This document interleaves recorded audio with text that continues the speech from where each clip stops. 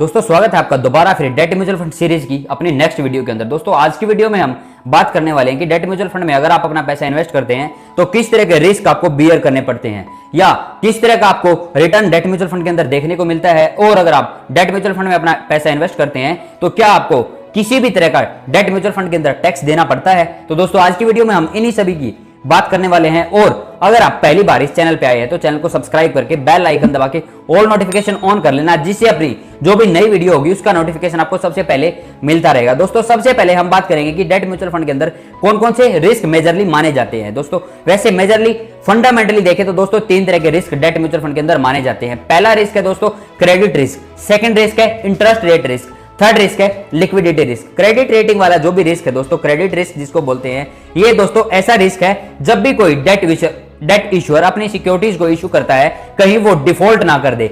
दोस्तों ये भी जो डिफॉल्ट होता है कहीं ऐसा ना हो कि आपने जो भी पैसा इन्वेस्ट किया है अपने फंड मैनेजर के पास या अपनी फंड किसी भी म्यूचुअल फंड के अंदर, डेट म्यूचुअल फंड के अंदर, तो कहीं ऐसी सिक्योरिटीज में आपका पैसा तो इन्वेस्ट कर दिया गया है जहां पे ये डिफॉल्ट रिस्क होने का काफी ज्यादा चांस होता है। ये क्रेडिट रिस्क जो भी होता है तो ये डिफॉल्ट रिस्क ही होता है। कहीं ऐसा ना हो कि आपने पैसा इन्वेस्ट किया है वहां से आपका प्रिंसिपल भी ना आए और ना ही आपको जो भी इंटरेस्ट आपने फिक्स किया रहेगा या इंटरेस्ट आपको ना मिले। दोस्तों ये एक क्रेडिट रिस्क इसके अंदर डेट म्यूचुअल फंड के अंदर होता है। दोस्तों क्रेडिट रिस्क मेजर करने के लिए क्रेडिट रेटिंग कंपनियों ने कई तरह की अलग अलग कैटेगरी बनाई हुई है।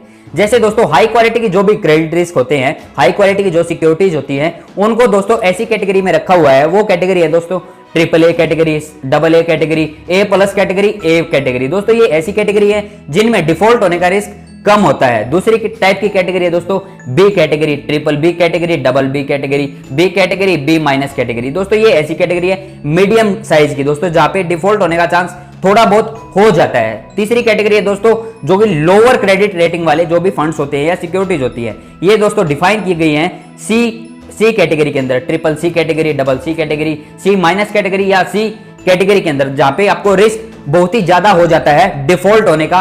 कहां पे आपने पैसा इन्वेस्ट किया वहां से आपका पैसा ना आए या किसी तरह का रिटर्न जो भी इंटरेस्ट रेट है वो उसका भी कहीं आपको रिस्क ना इसमें बेयर करना पड़ सके। दोस्तों ये इसमें रिस्क बना होता है। दूसरा रिस्क है दोस्तों इंटरेस्ट रेट रिस्क। जब भी आप किसी डेट म्यूचुअल फंड के अंदर अपना पैसा इन्वेस्ट करते हैं तो उस फंड के पोर्टफोलियो में ऐसी सिक्योरिटीज भी होती हैं जिनका रिटर्न फ्लक्चुएट होता है, मतलब इंटरेस्ट रेट घटता और बढ़ता है। अगर दोस्तों किसी सिक्योरिटीज का ये इंटरेस्ट रेट है वो बढ़ता है तो दोस्तों आपके बॉन्ड की या फंड की वैल्यू कम हो जाती है, या डेट म्यूचुअल फंड में आपने इन्वेस्ट किया है तो उसकी एनएवी कम होती है। लेकिन यहाँ पे आपको चांस ये बढ़ जाता है जब किसी भी फंड की अगर वैल्यू, नेट एसेट वैल्यू मतलब एनएवी वैल्यू कम हो जाती है तो आपको यूनिट ज्यादा मिल जाती है। दोस्तों कई तरह की डेट सिक्योरिटीज ऐसी भी है जिनके इंटरेस्ट रेट पे सीधा सीधा the reserve bank of India का कंट्रोल है। दोस्तों दूसरा रिस्क इसमें ये है।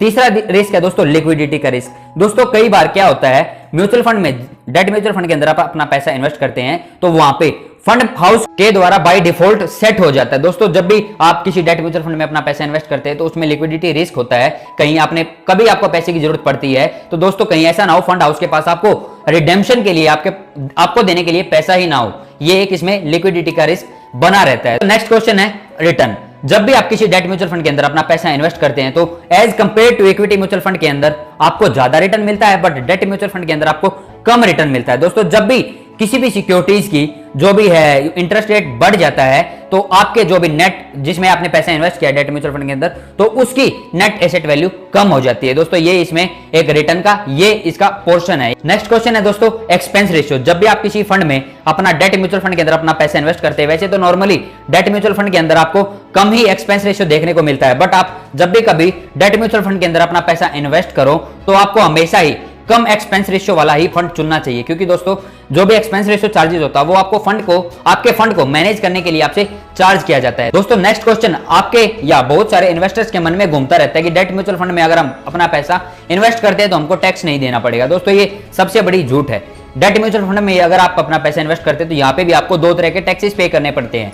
अगर आपको 3 साल से पहले पैसा अगर आप रिडीम करते हैं या 3 साल के लिए आप अपने यूनिट्स को होल्ड करते हैं अपने पोर्टफोलियो के अंदर तो आपको यहाँ पे एसटीसीजी नाम का एक टैक्स देना पड़ता है। एसटीसीजी का मतलब होता है short term capital gain tax, जो कि आपको जब भी आप अपना पैसा इन्वेस्ट करोगे तो आपके इन्वेस्टमेंट पे गेन होगा उस पे ही दोस्तों short term capital gain tax आपको देना पड़ेगा। दोस्तों ये आपके इनकम टैक्स स्लैब के हिसाब से ही आपको पे करना पड़ता है। सेकंड कैटेगरी का दोस्तों इसमें टैक्स देना पड़ता है वो है LTCG।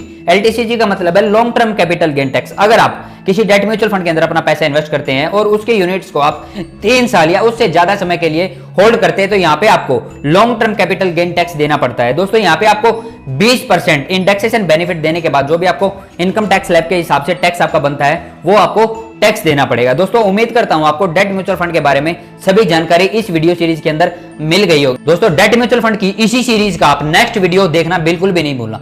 उसमें हम जानेंगे कि किसको डेट म्यूचुअल फंड के अंदर अपना इन्वेस्टमेंट करना चाहिए और क्यों करना चाहिए, किस सिचुएशन में डेट म्यूचुअल फंड अपने को चुनना चाहिए या किस सिचुएशन में डेट म्यूचुअल फंड के अंदर अपने को पैसा इन्वेस्ट नहीं करना चाहिए, कितने समय के लिए डेट म्यूचुअल फंड के अंदर अपने को पैसा इन्वेस्ट करना चाहिए। उम्मीद करता हूं दोस्तों आपको आज का जो भी कॉन्सेप्ट था वो क्लियर हो गया होगा। अगर आप ऐसी वीडियोस देखना चाहते हैं तो अपने चैनल को सब्सक्राइब करके रख लेना और साथ के साथ ही बेल आइकन दबा के ऑल नोटिफिकेशन ऑन कर लेना, जिससे मेरी जो भी नई वीडियो होगी उसका नोटिफिकेशन आपको सबसे पहले मिलता रहेगा। अगर आपको वीडियो पसंद आई है वीडियो को लाइक करना बिल्कुल भी नहीं भूलना, और अगर आपको वीडियो पसंद नहीं आई है तो भी लाइक करना बिल्कुल भी नहीं भूलना, क्योंकि दोस्तों वीडियो बनाने में बहुत ज्यादा मेहनत मेरे द्वारा लगाई जाती है। इसीलिए दोस्तों वीडियो को लाइक करना बिल्कुल भी नहीं भूलना। और अगर आपको लगता है कि ये वीडियो आपके किसी रिलेटिव या फ्रेंड के काम आ सकती है या डेट म्यूचुअल फंड की जो सीरीज है आपके किसी रिलेटिव या फ्रेंड के काम आ सकती है तो दोस्तों इस वीडियो सीरीज को आप शेयर करना भी नहीं भूलना। और अगर आप मुझसे किसी भी तरह का डायरेक्ट सवाल पूछना चाहते हैं तो वीडियो के डिस्क्रिप्शन में मैंने